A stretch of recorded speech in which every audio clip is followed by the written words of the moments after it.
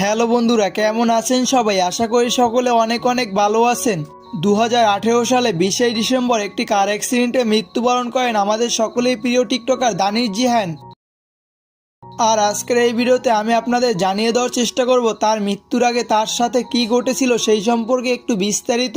তাই এই ভিডিওটা স্কিপ না করে একটু সম্পূর্ণ দেখার ট্রাই করবেন এবং এই ভিডিওটা ভালো লাগলে অবশ্যই একটি লাইক দিয়ে রাখবেন এবং এই চ্যানেলে নতুন দর্শক হয়ে থাকলে চ্যানেলটিকে সাবস্ক্রাইব করে পাশে থাকা বেল আইকনটি বাজিয়ে দিতে পারেন, তাহলে পেয়ে যাবেন এরকম প্রতিনিয়ত আপডেট ভিডিওগুলোর নোটিফিকেশন। তো চলুন ভিডিও শুরু করি। যাই হোক, আমি আগে দানিশ জিহানকে চিনতাম না। হঠাৎ করে অপু ভাইয়ের একদিন ভিডিওতে দেখি যে দানিশ জিহান আর বেঁচে নেই। তারপর আমি খোঁজ করতে থাকি কে এই দানিশ জিহান। খোঁজ করতে করতে তার টিকটক অ্যাকাউন্টটি আমি পেয়ে যাই। আর দানিশ জিহান যখন মারা যান তখন তার টিকটক অ্যাকাউন্টে ফলোয়ার ছিল 4 লক্ষ প্লাস।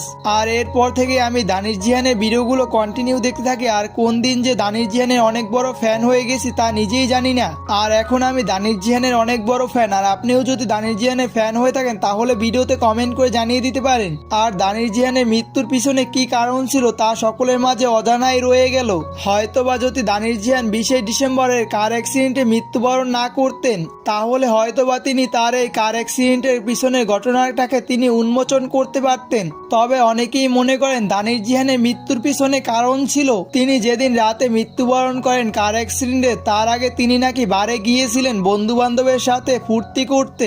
এছাড়াও অনেকে মনে করেন তিনি নেশাগ্রস্ত হওয়ার কারণে বেপরোয়া গতিতে গাড়ি চালিয়েছিলেন, যার কারণে এই কার অ্যাক্সিডেন্টটি ঘটেছে। তবে আমার কাছে এই কথাগুলো ভিত্তিহীন মনে হয়। আর আপনার যদি ভিত্তিহীন মনে হয় অবশ্যই কমেন্ট করে জানিয়ে দিতে পারেন। যাই হোক, আমি ভিডিও শুরুতে বলেছিলাম যে দানিশ জিহান যদি সেদিন বেঁচে থাকতেন তাহলে হয়তোবা কার অ্যাক্সিডেন্টের পিছনে ঘটনাটা সকলের মাঝে উন্মোচন করতে পারতেন।